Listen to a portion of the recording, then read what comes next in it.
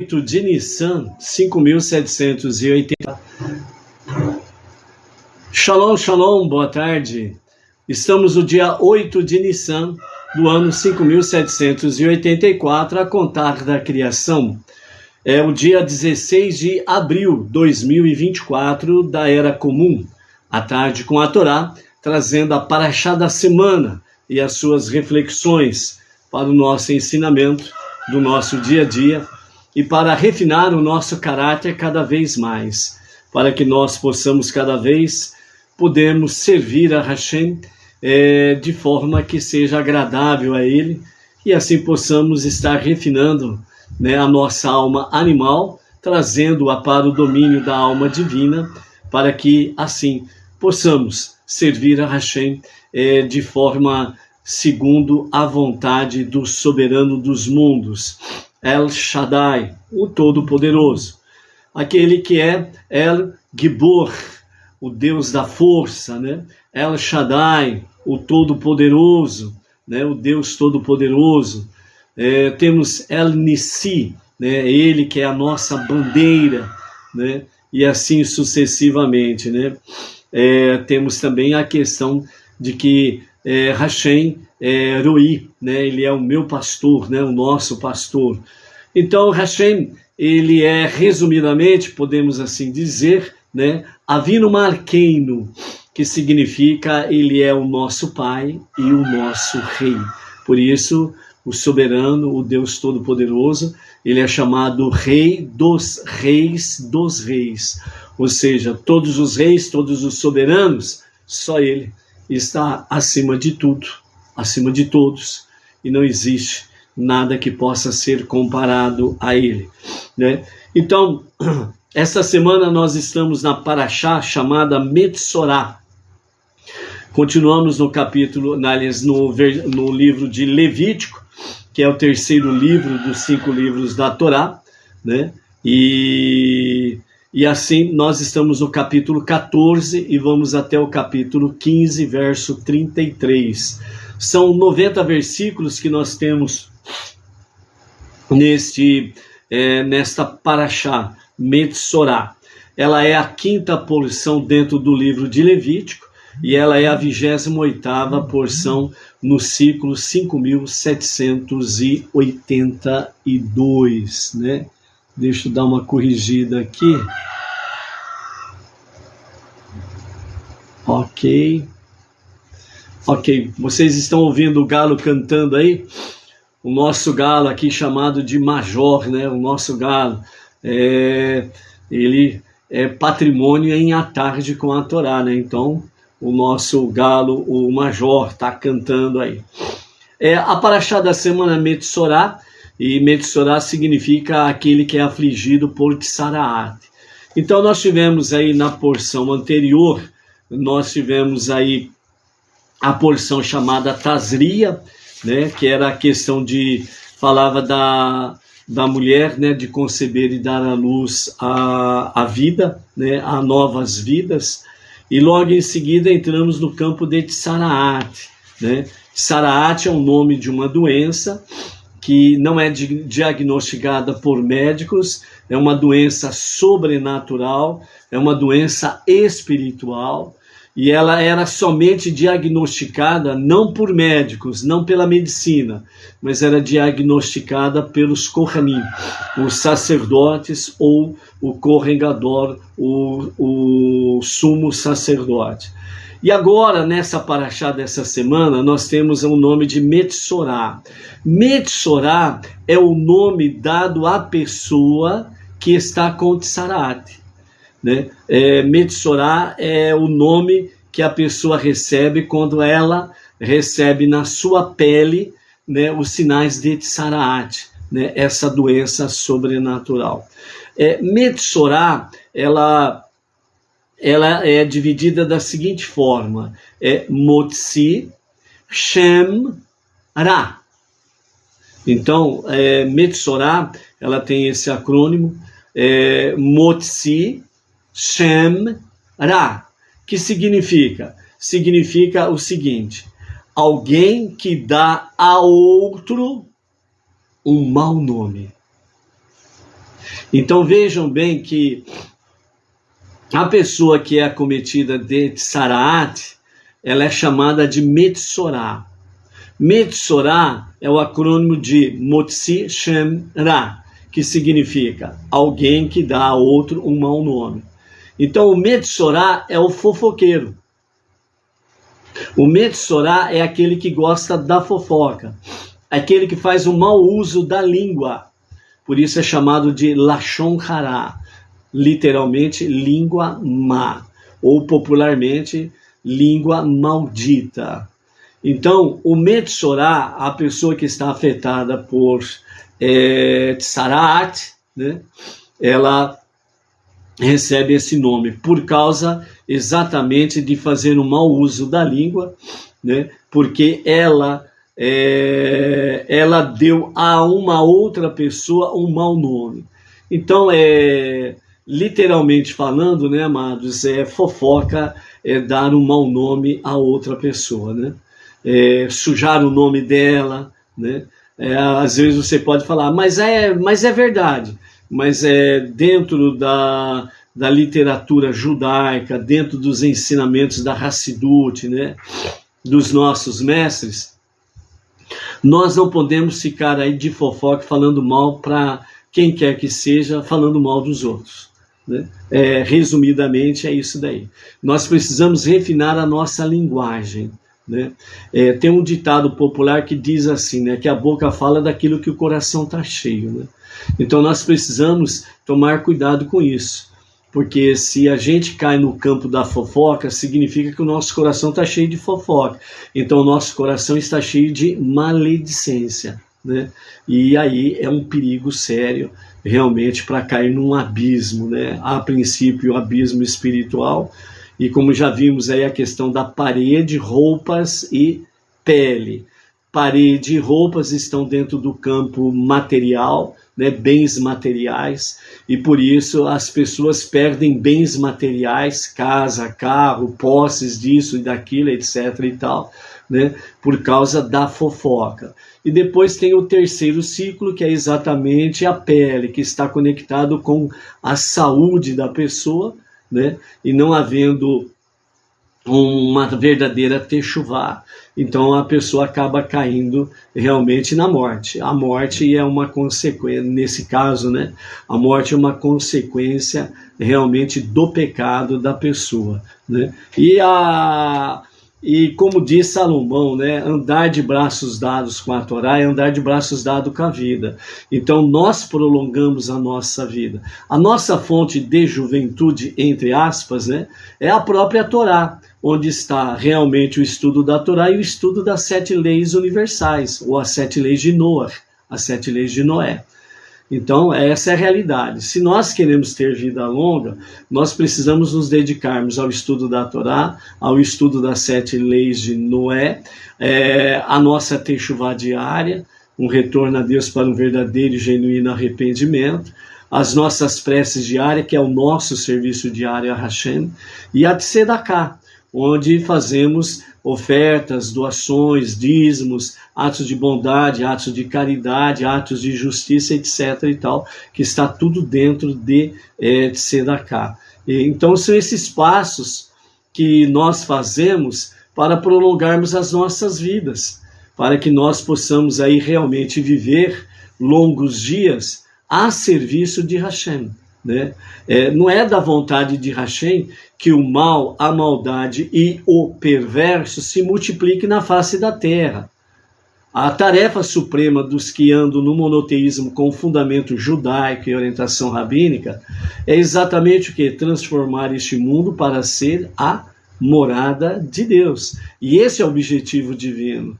Esse é o objetivo de Avinu Malkeinu, do nosso Pai e nosso Rei, né? Então é nessas coisas que nós precisamos, sem sombra de dúvidas, nos dedicarmos no nosso dia a dia, ok? Vamos aí mandar um shalom, shalom, né, para algumas pessoas aí que sempre estão conectadas conosco, né? Entre eles está o Orilde Poloni, do Rio Grande do Sul, o Eduardo Faria, o Marcos Vinícius, lá no Japão, né, ele está sempre conectado com a Tarde com a Torá. Então vocês vejam que a Tarde com a Torá tem chegado do outro lado do mundo, né? Isso é uma maravilha, é uma bênção sem sombra de dúvidas, né? Temos lá também o casal, né, a Fátima e o Oswaldo Sato, lá no Japão também, que sempre, já há vários anos, estão conectados conosco, né? Então, Baruch Hashem por isso. O Abel Secom de Chapecó, Santa Catarina, o casal, né, a Margarida Andrade e o seu marido Leonardo, da cidade de Apuiarés, no Ceará. O José Manso, né, de Moju, Pará. A Raquel Santos, da Zona Leste, São Paulo, capital. A Grace Hall, né, que está ali sempre conectado no YouTube. A Tereza Jacinto, Ribeirão Preto, interior de São Paulo. O Roberto Freitas, de Brasília, Distrito Federal. A Ana Paulinha, né, também ali do YouTube, né.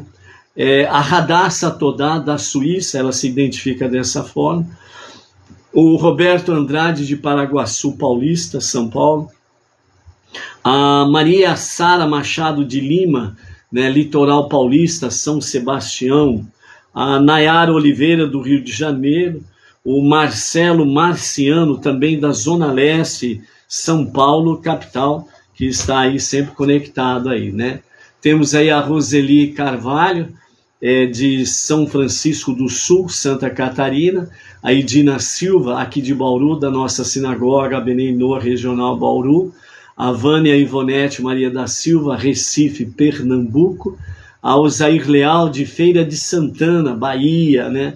A Osair Leal também é uma antiga seguidora nossa aqui, à Tarde com a Torá. Baruch Hashem, vê-la novamente por aqui, Osair Leal. A Marinalva Nalva, da cidade de Casinhas, Pernambuco, né?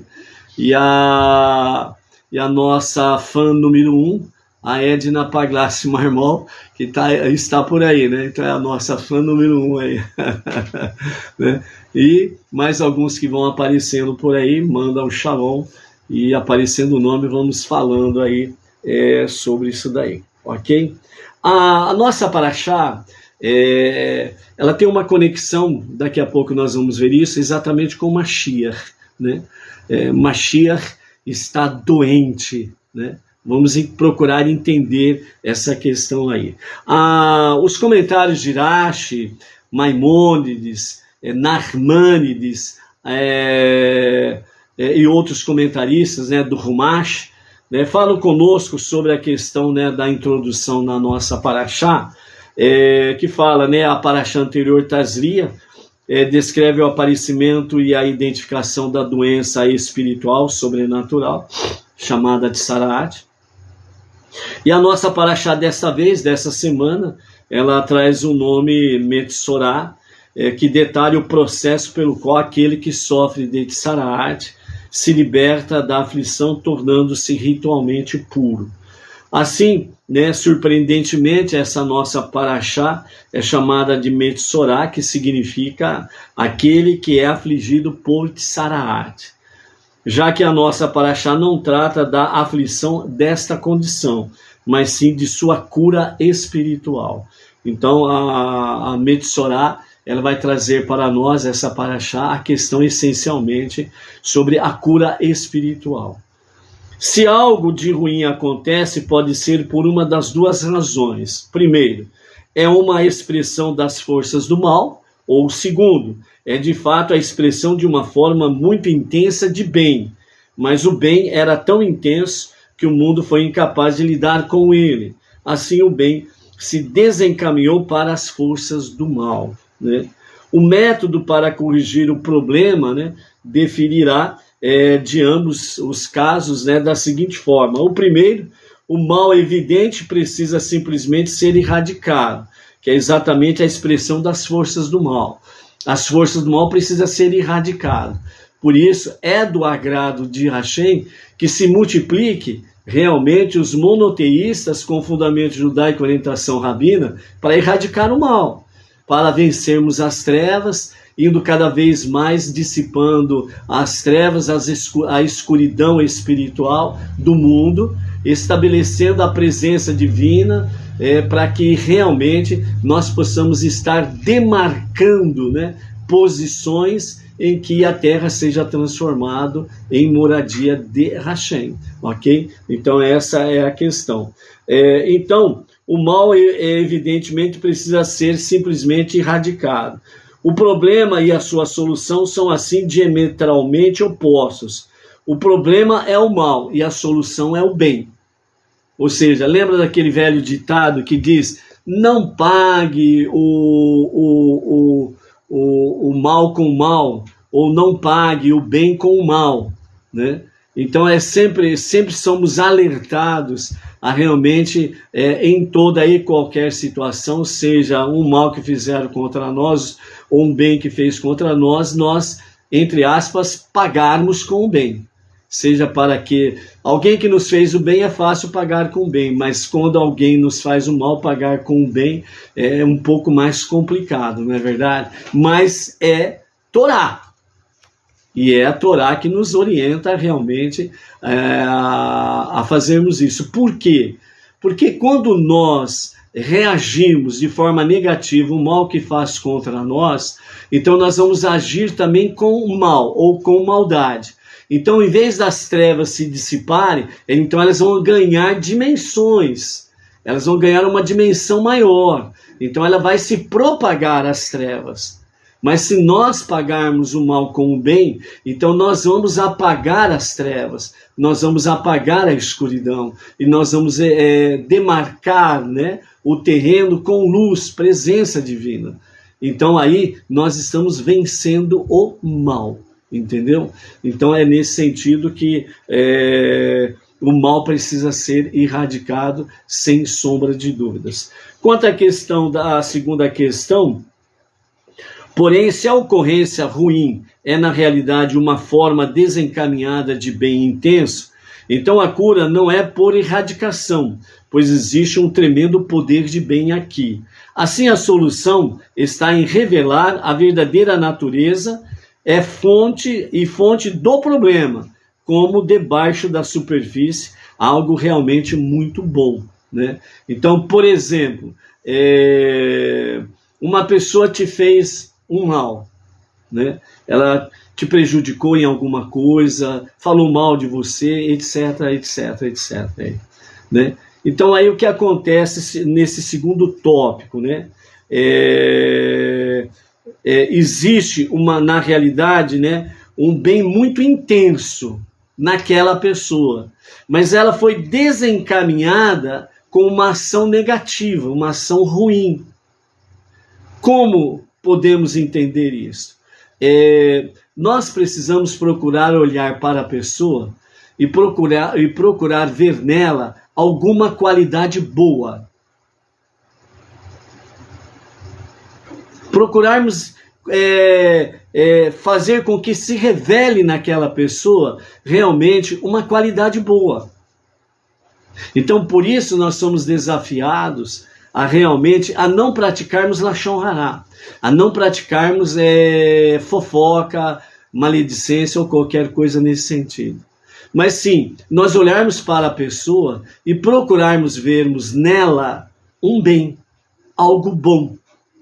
Então você estará dentro desse segundo tópico, né, desse segundo caso, procurando descobrir um tremendo poder de bem nesta situação. Então, dentro desse tópico aí, por exemplo, uma pessoa que teve a petulância, a ousadia, a coragem, o destemor de falar mal de você, não teve vergonha nenhuma de falar mal de você. Então, o que você pode ver de bom nela? Ela me machucou, ela me magoou, que não sei o que, não sei o que, não sei o que lá. Você tem razão em tudo isso daí, não restam dúvidas. Mas existe um bem maior do que os nossos sentimentos feridos. Existe um bem maior que realmente pode fazer com que as nossas feridas sejam curadas. Então, como que você vai procurar ver um bem numa situação dessa? Então você pegue estas qualidades que foram usadas de forma negativa: a coragem, a ousadia, o destemor, a determinação, a falta de vergonha de falar mal de você. Agora transporte isso para o serviço a Hashem. Já pensou essa pessoa no serviço a Hashem? Ela seguindo a jornada monoteísta com fundamento judaico e orientação rabínica?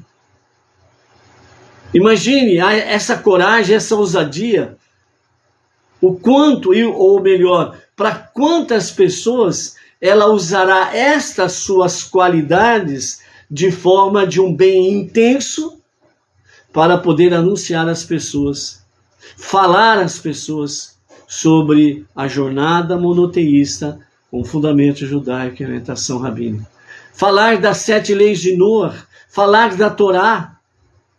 Ela não vai ter vergonha de ninguém, ela vai falar abertamente a respeito da Torá, vai falar a respeito do único Deus, vai falar a respeito realmente do mundo sendo transformado para ser a moradia de Deus. Falar realmente as coisas divinas.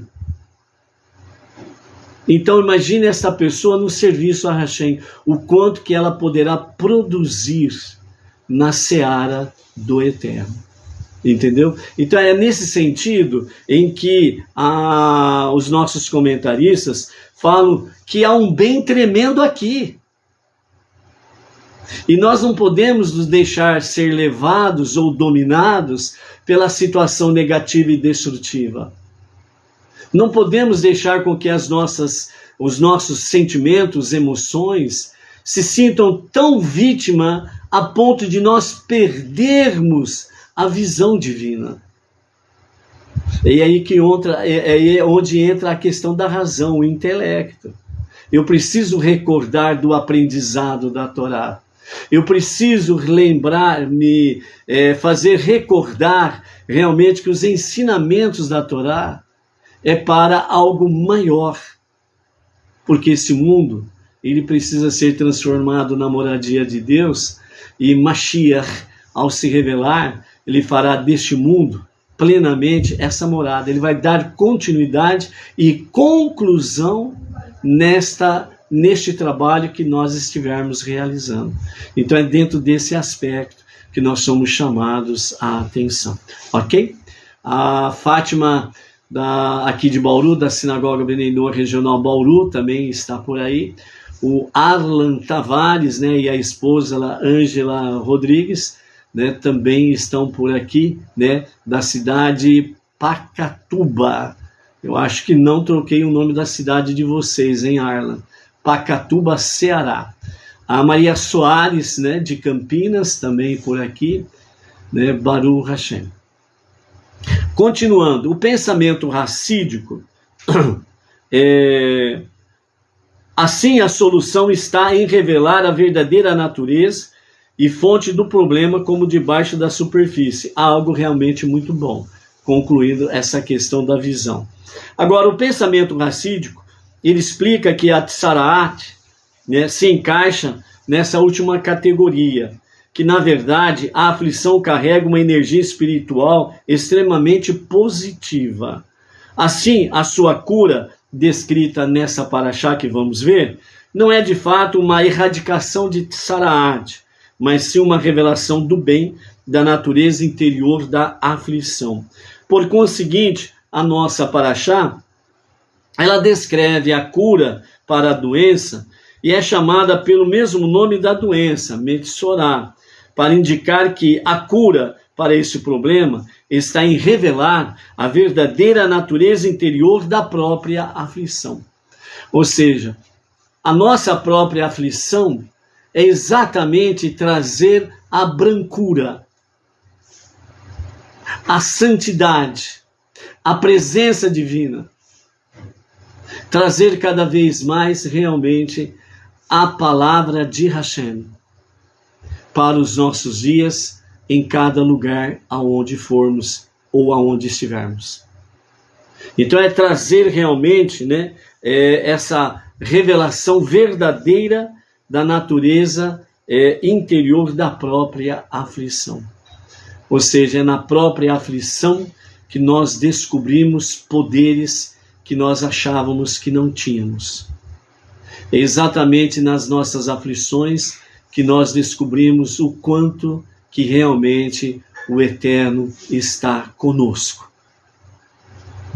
Então é ressurgir da aflição para a vida verdadeira, a serviço de Hashem. Né? Então, esse é o objetivo da Parashá Metzorá, ok? Então, a nossa Parashá Metzorá, ela começa no capítulo 14, dizendo, né? Deus falou a Moshe, dizendo, esta é a lei do afetado por Tsaraat, no dia de sua purificação ritual, né?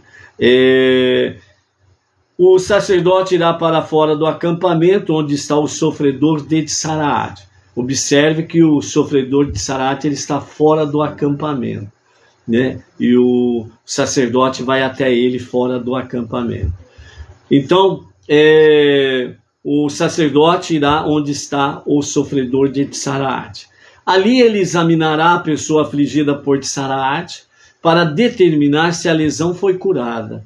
O sacerdote então ordenará que a pessoa submetida à purificação, né, traga 2 pássaros vivos, puros, um pedaço de cedro, um pouco de lã carmesim e um ramo de isopo, né? Então, para fazer o ato de purificação, certo? Então, Rashi, ele comenta assim, os pássaros vivos significa que os pássaros não são trefá, né? Eles não podem ter defeito ou ferimento algum, precisam ser perfeitos. Pássaros puros, por isso essa expressão. Então, pássaros puros exclui as espécies não kasher. Isso é porque as lesões de Tsaraat aparecem como resultado de maledicência, que é feita por meio de tagarelice. Então a pessoa precisa trazer pássaros que gorjeiam constantemente, emitindo sons para a sua purificação ritual, né? Então, nesse campo aqui dos pássaros, né? Então, acontece exatamente isso daí, né? Um pássaro, ele é sacrificado, o outro é liberto, né? E nesse sentido significa que aquele pássaro liberto, que sai piando, né? Como diz aí, né? Ou gorjeando, né? Ele representa exatamente a tagarelice do fofoqueiro.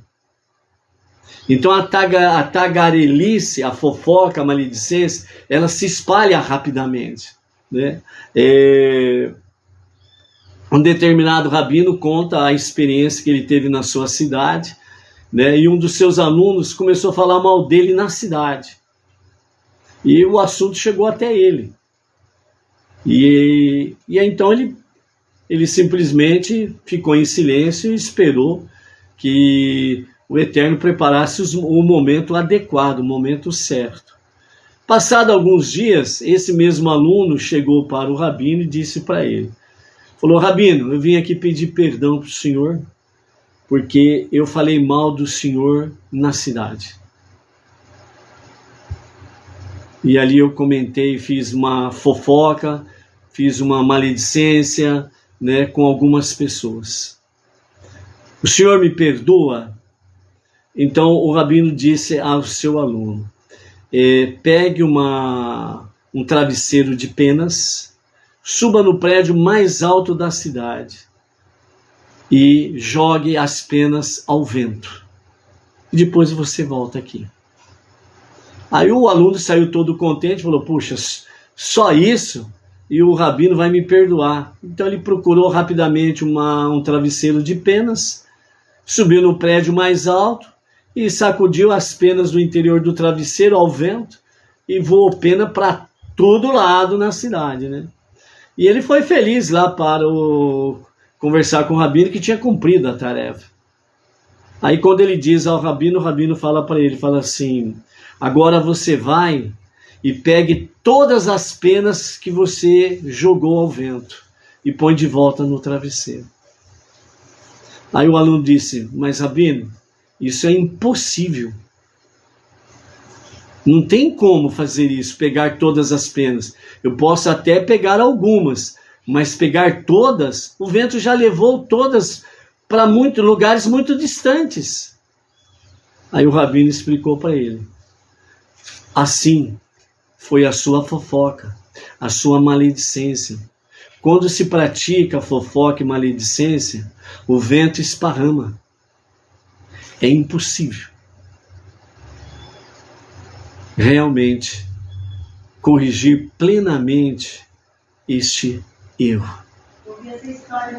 E por isso, uma techuvá é muito importante. Precisa ser muito forte, muito profunda, para que realmente haja o perdão. Então, esse é um exemplo que nós vemos aí, dentro desse aspecto, é que a fofoca, ela é algo altamente destrutiva. E ela é realmente praticamente impossível de reparar esse erro. Por quê? Porque quando a pessoa falou mal de alguém para algumas pessoas, essas pessoas que ouviram, elas compartilharam com outras pessoas. E assim forma-se um efeito dominó. E mesmo que a pessoa vá e fala com aquelas primeiras pessoas com quem ela teceu a fofoca, aí vão dizer para ele, mas eu já comentei sobre isso com fulano, beltrano e ciclano, vamos atrás dele. Aí os outros falam, mas eu já falei já com mais umas 10, 20 pessoas, vamos atrás delas. Aí chega naquelas 20 pessoas, eu já falei para umas 100 pessoas já. Então aumenta isso daí. Então o que significa isso daí? Que muitos poderão compreender que a sua fofoca, ela realmente foi uma fofoca. Mas muitos outros poderão simplesmente aceitar como uma verdade e não vão abrir mão disso. Então o maldito, ou seja, o mal que foi dito sobre alguém, tornou-se um maldito. E nem todos vão aceitar a reparação sua, que você fez apenas uma fofoca, que você falou o que não devia, que você falou mais do que devia, que você mentiu. E por aí afora vai. Entendeu? Então veja o quão maligno e o quão terrível, cruel é exatamente a fofoca, a maledicência, a tagarelice, ok? E o outro pássaro que era sacrificado era significando que, essa natureza animal sua, ela precisa ser morta, ela precisa ser erradicada, para que as suas qualidades, elas possam resplandecer juntamente com a alma divina e fazer com que essas qualidades, a ousadia, a coragem, a falta de vergonha, não tem vergonha de falar, né? Estas qualidades sejam transformadas realmente em agentes de luz para anunciar realmente a Torá e as 7 leis de Noa, ok? Então é isso daí. Depois nós temos aí a questão dos 2 passos, nós temos um pedaço de cedro, um pouco de lã carmesim e um ramo de isopo, né? Então aqui, Rashi ainda nos diz, né? As lesões de Tsaraate vêm por causa da arrogância que é simbolizada pelo alto cedro. Então o cedro, ele é uma árvore muito,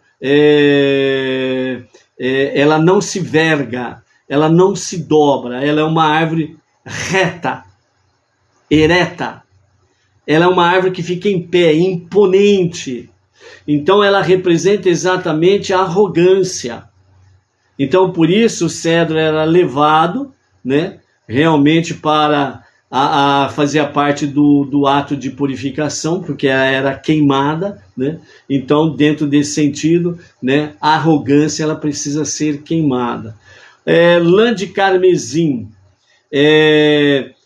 o remédio que cura a tsaraat, né? A pessoa deve abandonar a sua arrogância, que é o cedro, e tornar-se mais humilde, como o verme usado para fazer a tintura de carmesim.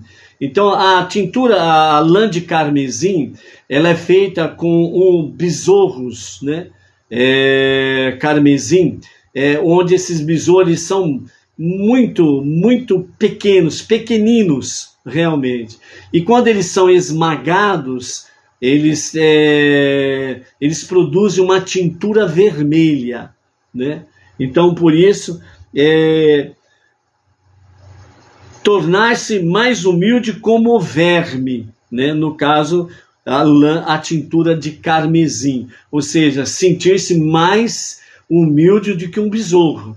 Lembrando que nós vimos a semana passada que a criação tudo foi feito antes do homem, inclusive o mosquito, para que o homem aprenda a questão da humildade.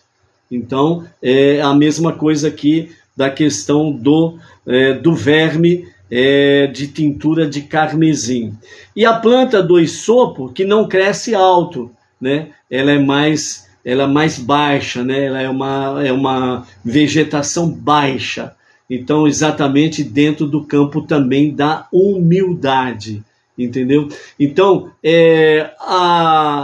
o remédio, o antídoto, realmente, para o tsaraat, é uma verdadeira techuvá, onde leva realmente a pessoa a ser o quê? A ser humilde, uma pessoa simples, uma pessoa humilde. Não importa o seu cargo, não importa a sua função, não importa o seu poder aquisitivo, não importa a sua posição social, etc, etc, etc.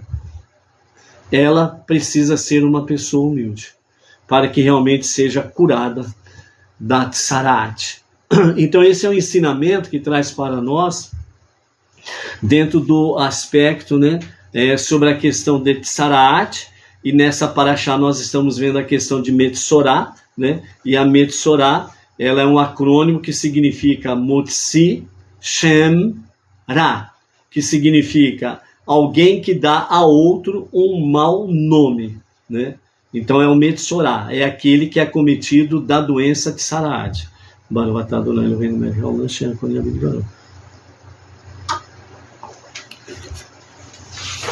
Então nós temos esse aspecto aqui de tsaraat, certo? Agora, nos ensinamentos racídicos, todo esse emblema ou todo esse problema sobre a pessoa afligida por tsaraat, né?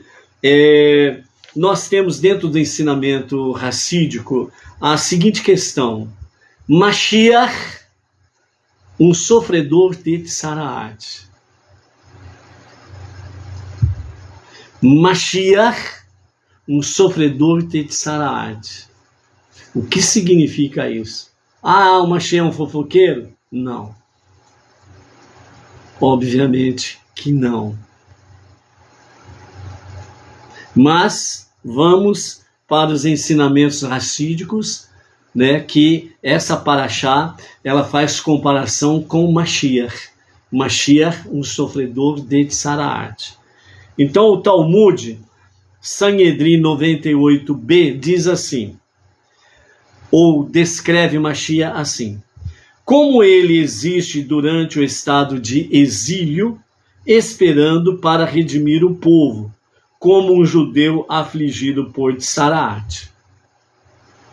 Então vejam bem, Mashiach, a primeira coisa que o Talmud nos traz aqui com referência a essa questão aqui, segundo os nossos mestres do Hassidismo, ele existe durante o estado de exílio.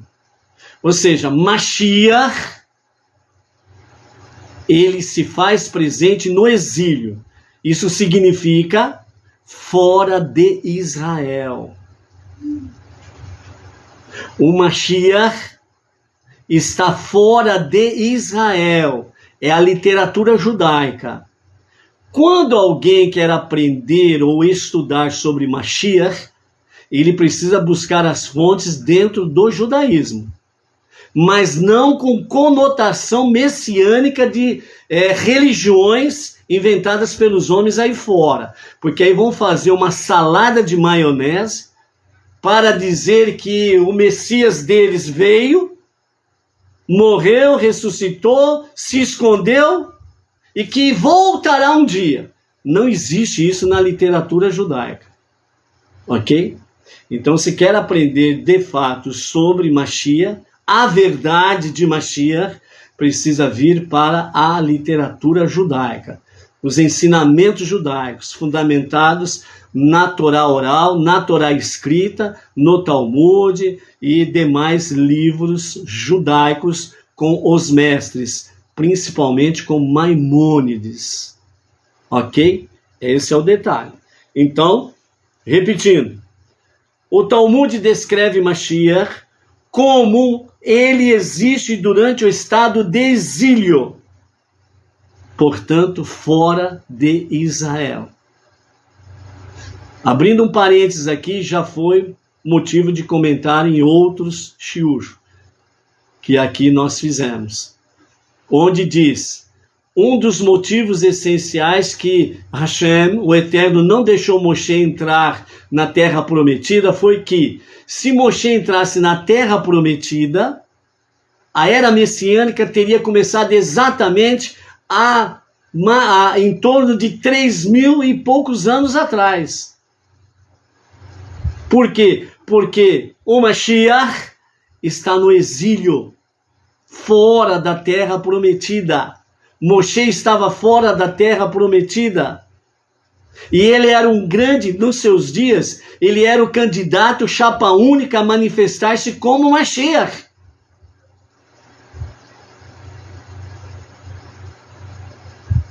Mas o momento não era oportuno.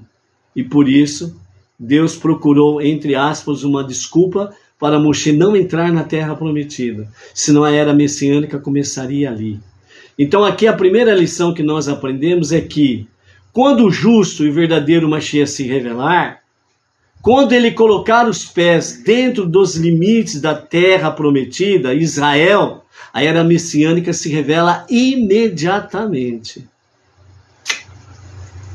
Vejam os sinais, ok? Outra questão que nós vemos aqui, dentro do que o Talmud Sanhedrin 98b diz: esperando para redimir o povo. Ou seja, o Mashiach está fora de Israel, está no exílio, no meio do povo judeu, esperando o momento para redimir o povo. Redenção, salvação, voltar à terra prometida. Os judeus que estão fora de Israel. Redimir o povo que está fora de Israel, e ao adentrar na terra prometida, Israel, então estará redimindo todo o povo no seu coletivo. Os seus milhões de judeus, o povo judeu, sendo redimido por Mashiach. Ok? Então, outro detalhe que nós vimos aí. Vamos ler a frase inteira para a conclusão dessa frase aqui. O Talmud descreve Mashiach como ele existe durante o estado de exílio, esperando para redimir o povo. Como, e é um advérbio de comparação, como um judeu afligido por Tsarat. Ou seja, Mashiach está afligido por Tsarat.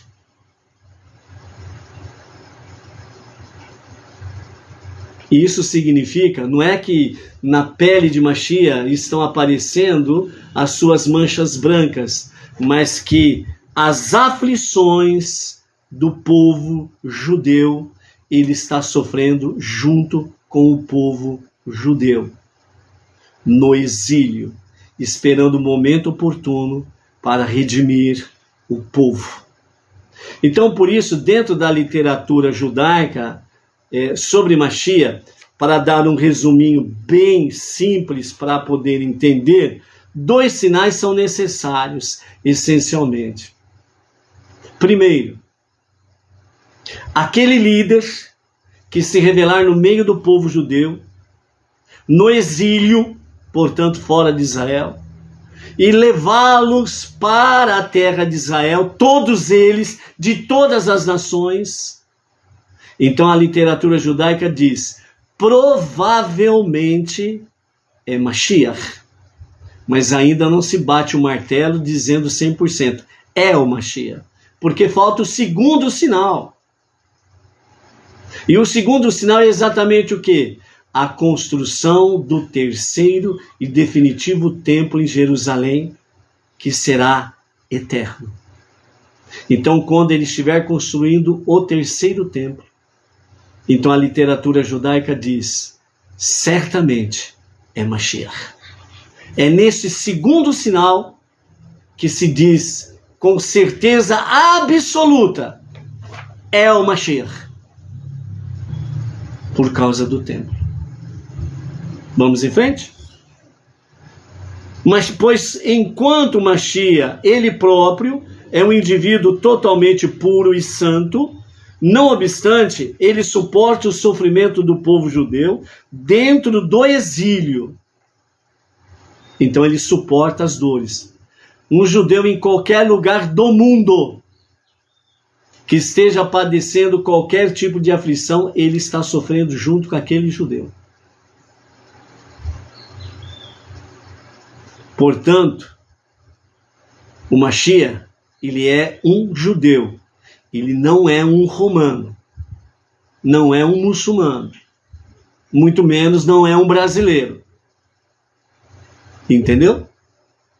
Na verdade, ele aguentou nossa doença e suportou nossas dores. E ainda assim, nós fazemos com que ele seja ferido, golpeado por Deus e afligido. Uma passagem bíblica muito conhecida no profeta Isaías, capítulo 53, verso 4.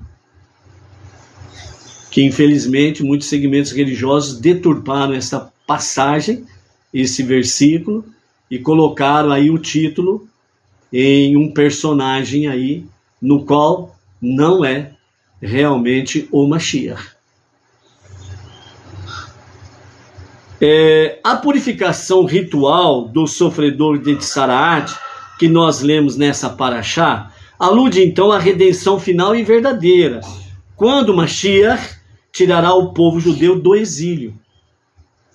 Ou seja, até hoje, os pretensos messias que se apresentaram no longo da história, nesses últimos 3.300 anos, nenhum deles cumpriu nenhum sinal bíblico, nenhum sinal profético.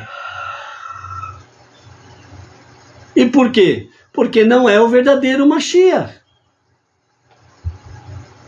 Simplesmente por isso. Porque não é o verdadeiro Mashiach. Então, o Mashiach, ele está no exílio. Ele não está em Jerusalém. O Mashiach, ele não vai ser preso por gentios. Ele não vai ser pendurado no madeiro por gentios fora da cidade. Por quê? Porque as nações não terão poderes contra o Mashiach. Por quê? Outra característica de Mashiach é que ele lutará depois que ele levar todos os judeus para Israel, levantar o terceiro templo. Ele vai fazer as guerras de Deus, que são o quê? As nações que se ajuntarem para realmente guerrear e tentar mais uma vez a extinção do povo judeu.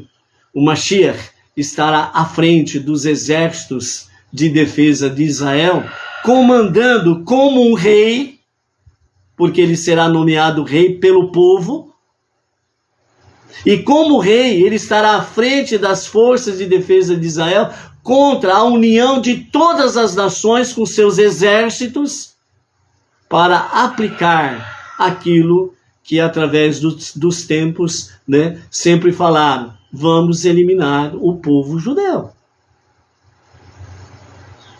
E ao guerrear as guerras de Deus, Mashiach, ele vencerá todos os exércitos reunidos no famoso Vale do Armagedon, né, como é conhecido, né, serão todos eliminados. As nações verão isto. Como que as nações verão Mashiach ao mesmo tempo? Como que as nações verão ao mesmo tempo a famosa guerra e Mashiach vencendo todos os exércitos pelos seus poderes?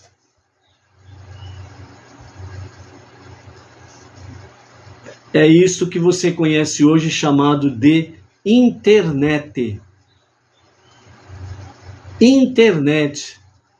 Nesses dias, todos estarão ligados no seu celular, tablet, televisão, e por aí afora vai. Todos verão ao mesmo tempo o justo Mashiach se revelando nas guerras de Deus. E aí as nações reconhecerão: este é o verdadeiro Messias prometido. Então não somente o povo judeu estará reconhecendo, como nesse caso já reconheceu como o verdadeiro Mashiach, mas as nações até então estarão negando a ele. Por que você acha que existe um tema muito retórico, emblemático, e sempre batem na mesma tecla? O chamado anti-Messias. Por que se bate nessa tecla maciçamente através da história, dos segmentos religiosos, dizendo inclusive que o povo judeu vai fazer uma aliança com o falso Messias? Porque isso está sendo incutido nas mentes das nações, está sendo solidificado nas mentes das nações, dos povos, porque o único e o verdadeiro Mashiach, ele vem exatamente da tribo de Judá, da descendência de David, portanto é um judeu, um homem judeu, o qual será extremamente sábio em todos os sentidos de conhecimento da vida, do universo, do mundo visível e do mundo invisível.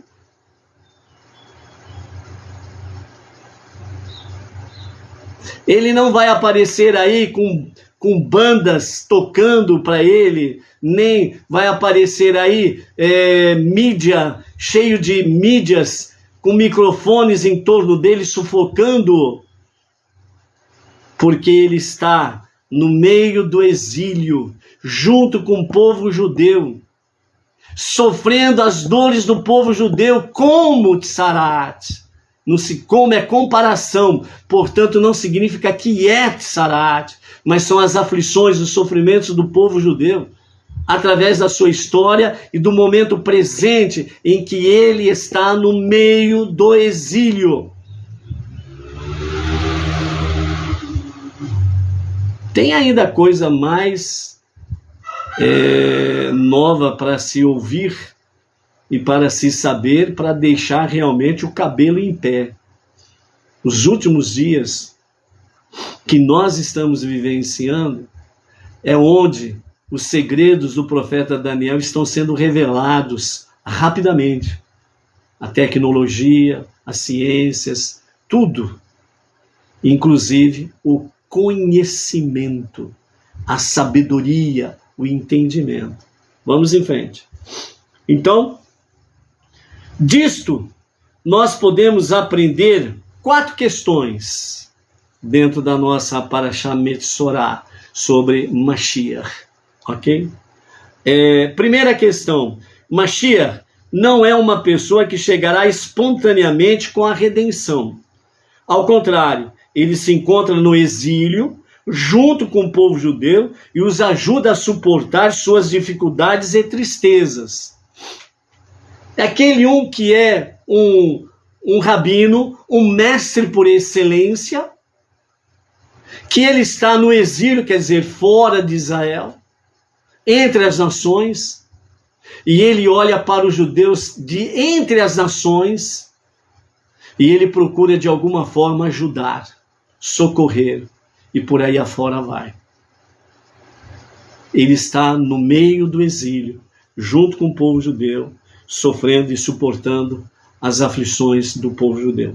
Segunda questão, a Parashá Tazria, que é a Parashá anterior, contém as leis sobre a aflição de Tsaraat, em uma alusão ao exílio. Então, a questão da Tsaraat e a pessoa que está com Tsaraat, ela é exilada, ela vai para fora do acampamento.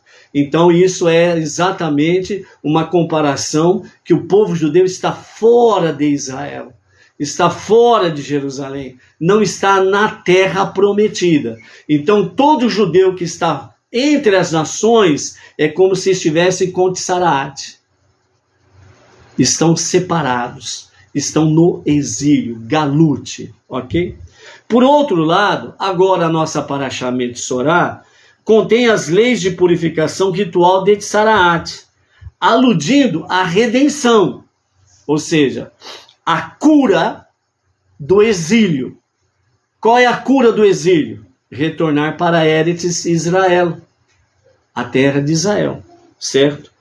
O fato dessas duas parashiot, normalmente, quando não é ano bissexto, quando não é o ano que tem a questão do embolismo, né, que eles falam, elas são, quando são anos, os anos são normais, né, que não é o ano bissexto, então a Parashá Tazria e Metzorá, elas são lidas juntas, elas são estudadas juntas. Então, serem usualmente lidas juntas nos ensina que nós não devemos encarar o exílio e a redenção como dois eventos separados, sequenciais. Cada mitzvah que nós observamos no exílio deve ser infundida ativamente com o conhecimento de que é um ato que acelera a redenção. Ou seja, as duas parashiot, as duas porções, Tazria e Metzorá, ela traz exatamente uma harmonia, uma junção, falando ao mesmo tempo de exílio e redenção. Estar fora da terra de Israel e estar dentro da terra de Israel. Estar fora da terra de Israel com Tsaraat, doente, com aflições, dificuldades, etc, etc. E redenção, retornando para a terra prometida, para viver a verdadeira vida a qual Deus prometeu. Por isso, no exílio, portanto, todo judeu que está no exílio, fora de Israel, e todo aquele que vem para a jornada monoteísta com fundamento judaico e orientação rabínica, que são os Benei Noah, toda mitzvah que cumpre, toda mitzvah que obedece, toda mitzvah que põe em prática, tanto judeus como Benei Noah, simplesmente acelera a redenção final. Ou seja, um exemplo, ok? Não estamos marcando data aqui em absoluto, tá? Mas um exemplo. Se Mashiach é para se revelar daqui a 20 anos, ele pode se revelar a qualquer momento agora mesmo, amém, vem amém. A partir do momento que todo judeu e todo Benei Noah começa a viver as mitzvot da Torá e das 7 leis de Noah. Entendeu? Terceiro aspecto aqui. Em gerações anteriores, a nossa Parashá não era chamada de Metzorá. Ela era chamada de Zot Tirie, que significa esta será a lei. Esta será a lei. Mas, recentemente, esse nome foi rejeitado pelo costume judaico. A razão interior para essa mudança é que o povo judeu se tornou mais atento, pelo menos no seu subconsciente, para o fato de que a vinda de Mashiach está próxima e, portanto, é impróprio referir-se a essa paraxá, que alude à chegada de Mashiach no tempo futuro. Esta será. Então, a visão judaica de Mashiach não é algo futuro, é algo para agora e agora mesmo. Por isso que o meio judaico se fala Mashiach now, que significa Mashiach agora, e agora mesmo, amém, vem amém. Entendeu? Então essa é a visão, e por isso a paraxá passou a se chamar Metsorá. E o quarto, diz, a purificação ritual do sofredor de Tzaraat se dá por meio das leis da Torá. Esta será a lei, que é o nome anterior da paraxá Metsorá. Esta será a lei do sofredor de Tzaraat. Assim, um dos modos mais efetivos de acelerar a vinda de Mashiach é estudar o conceito de Mashiach e da redenção, como são descritos na Torá oral e na Torá escrita, alimentados pelo Talmud e outros estudos que os rabinos e os mestres e os sábios do povo judeu traz para nós, ok? Então vejam bem, o que nós vimos aqui nesses 4 aspectos para aprendermos com a questão da paraxá Metsorá. Mashiach não está em Israel, nem em Jerusalém. Ele está no exílio, junto com o povo no exílio. E como um advérbio de comparação, como se estivesse com Tzaraat, por isso isolamento, fora do acampamento, fora da terra de Israel. Todo judeu que está fora da terra de Israel é como se estivesse com Tzaraat. Por isso que é importante que todo judeu retorne realmente para Eretz Israel. E isso acontecerá com a orientação de Mashiach. Ok? Então, portanto, Mashiach está na Galut, está no exílio, E o seu sofrimento é considerado pelos sábios como sendo golpeado por Deus. Porque se um judeu sofre, o Mashiach, que está na Galut, no exílio, ele sofre duplamente. Então ele é golpeado por Deus nesse sentido aí, certo? Um detalhe, amados, para compreendermos isto, Este, como diz, o candidato chapa única, a se revelar como Mashiach, ele na realidade não sabe quem é o Mashiach. Ele se torna um rabino, ele se torna uma liderança, e nessa liderança ele vai cuidar do povo que está na Galut, no exílio. Ele sofre junto com esse povo. Ele não se declara Mashiach, porque não é o momento de se declarar Mashiach. Aliás, ele nem sabe que é Mashiach.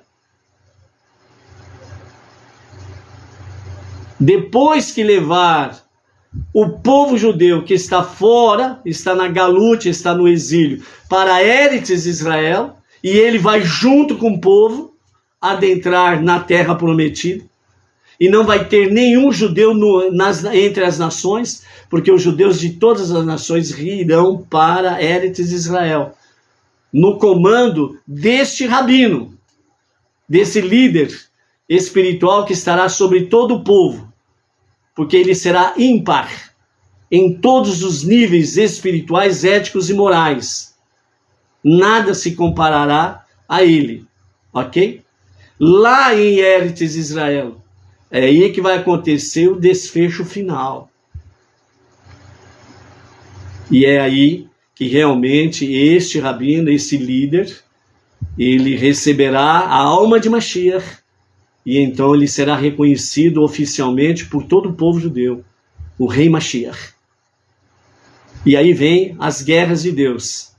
Então, quando o povo judeu estiver totalmente reunidos em Israel, então será onde as nações estarão se reunindo com seus exércitos para, entre aspas, tentar, mais uma vez, o extermínio do povo judeu. Só que aí Mashiach estará à frente de todo o exército de Israel. E pelo poder da sua palavra, ele vai exterminar essas forças, essas forças armadas que estarão marchando contra Israel. E tudo isso vai ser ao vivo e a cores para todas as nações, todos os povos.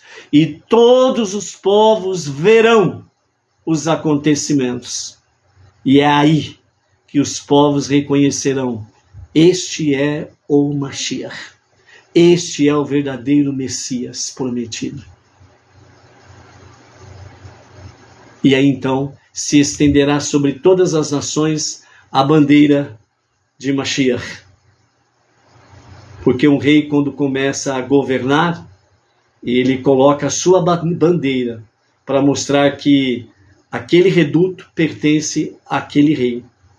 Então as nações, não somente Israel, mas as nações receberão a bandeira de Mashiach, mostrando que todas as nações pertencem ao único e o verdadeiro Mashiach. Entendeu? Tem mais coisa? Tem. E aí, sem sombra de dúvidas, né, vamos concluir aqui para a gente não estender mais de 1 hora, 2 horas, por aí afora vai, ok? Mas preparando-se para Mashiach, que é a pergunta, obviamente, que alguns estão fazendo, né, e é de interesse de todos, né, realmente. Então, algumas coisas, alguns aspectos sobre preparar-se para Mashiach. Entre elas, né, qual é a crença judaica sobre o final dos dias? Ela está basicamente em Bamidbar, Números, capítulo 24, verso 4, que diz: palavras daquele que ouve os ditos de Deus, que vê a visão do Todo-Poderoso. Essa é a visão de Bilã, um gentil, que está lá no capítulo 24. Então, a era messiânica, ela tem referência aqui neste lugar, como também nos demais ditos que Bilã trouxe, né? Como diz o próprio capítulo 24, verso 4 de Números. Palavras daquele, que é Bilã, que ouve os ditos de Deus, que vê a visão do Todo-Poderoso e fala. Então é baseado nisso daí, ok? Então, Mashiach, na verdade, né, significa ungido, né? Mashiach não é Salvador. Só há um Salvador que está lá em Isaías capítulo 43, né, versos 9 a 11.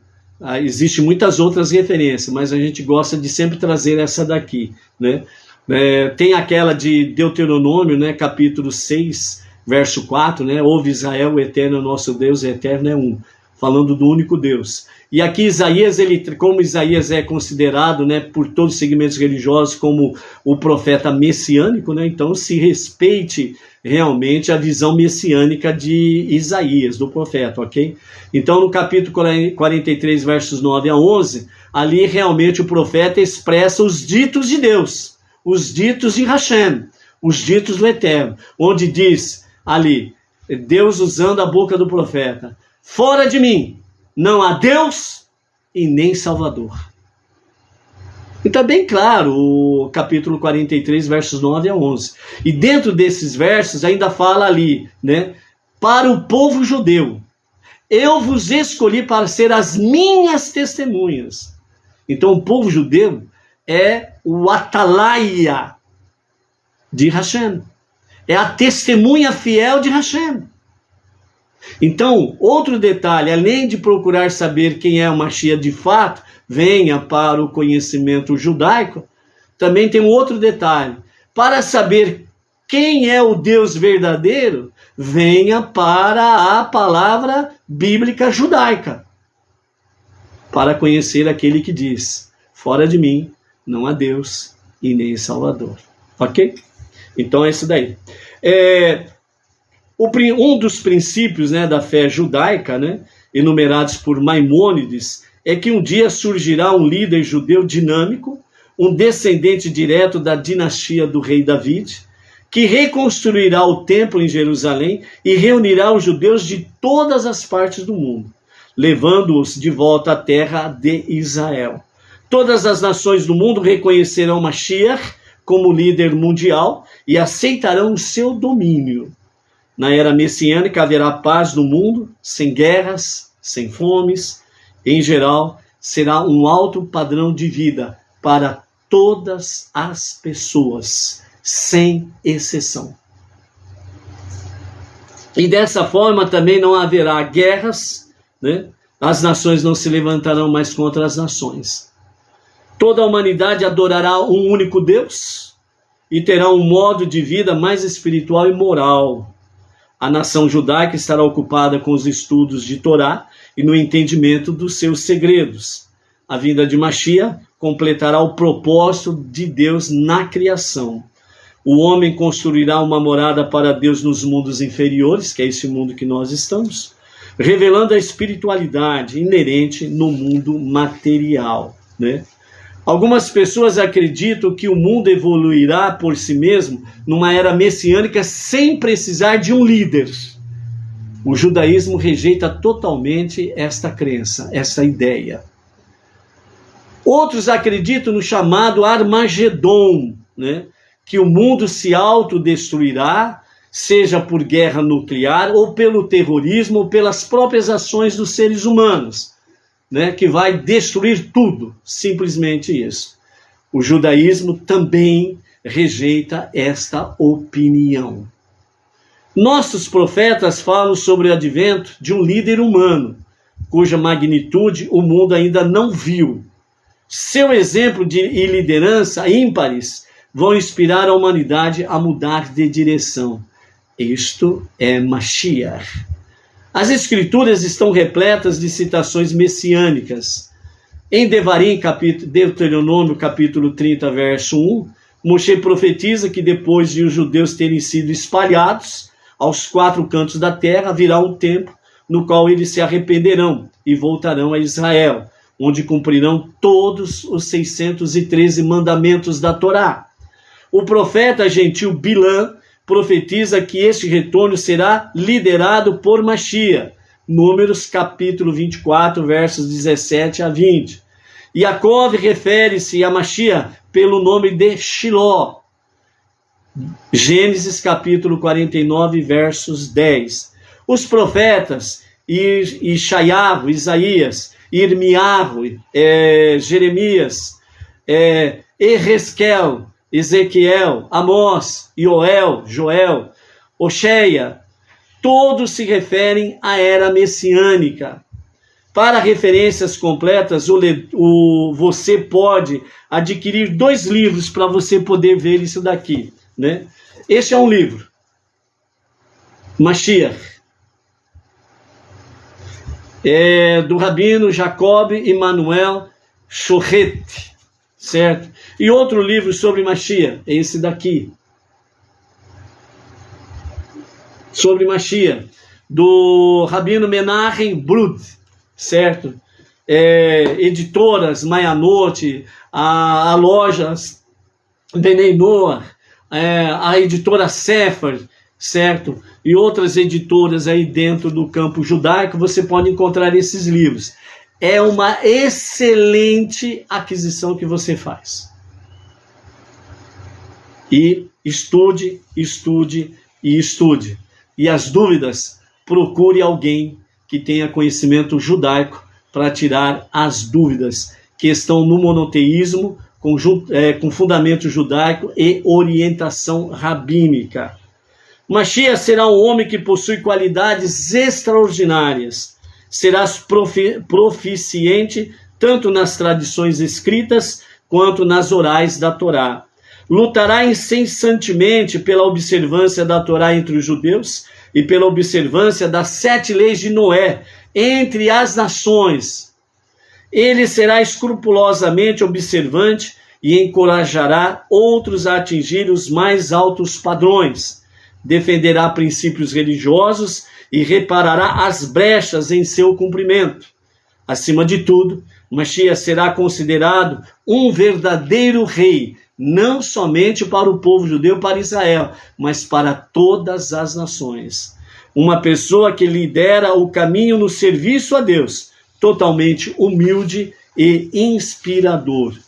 O Talmud declara que há um tempo predestinado para Mashiach se revelar. Se formos merecedores, ele poderá vir até antes do tempo predestinado. Esse final dos tempos, entre aspas, permanece um mistério. Porém, o Talmud declara que será antes do ano hebraico 6.000. Isso não afasta a possibilidade de Mashiach chegar hoje, agora mesmo, se merecermos. Deve-se notar que muitas autoridades de Torá são da opinião de que estamos na época de Mashiach. Estamos vivenciando a época de Mashiach. É só uma questão de minutos, por assim dizer, lembrando que para Hashem, 1000 anos é como um dia. Agora, se 1000 anos é como um dia, imagine então 24 horas o que é para Hashem. Então, a qualquer momento, Mashiach pode se revelar sem sombra de dúvidas, ok? E por isso, deve-se ter que estamos na época de Mashiach. E o nosso Rebbe Menachem Mendel, ele declarou em diversas ocasiões que a redenção da era messiânica está iminente. Não é que será futuro, está iminente. Isso significa, está iminente. É para qualquer momento, a qualquer momento, agora mesmo, amém, vê amém. Entendeu? Vamos ficando por aqui. Que você tenha uma boa digestão. Se a sua mente entrou a 1000 por hora, Baruch Hashem, isso é maravilhoso. É sinal de que a mensagem ela atingiu realmente, né, o seu âmago. Né? Então, se a sua mente ficou agora a 1000 por hora, não se desespere. Mantenha calma, confie em Deus, certo? E procure cada vez mais conhecer esta é a verdade que liberta todo ser humano, ok? Qualquer dúvida, pode entrar aí no nosso zap, né? Estamos aí, bem como também na nossa descrição do nosso shiur, temos aí, né, o CNPJ da sinagoga e o nosso CPF para as doações a Tzedakah. Estamos aí, vamos em frente, algo precioso, maravilhoso, está iminente para acontecer a qualquer momento e a qualquer momento mesmo. Amém. Amém. Shalom, shalom.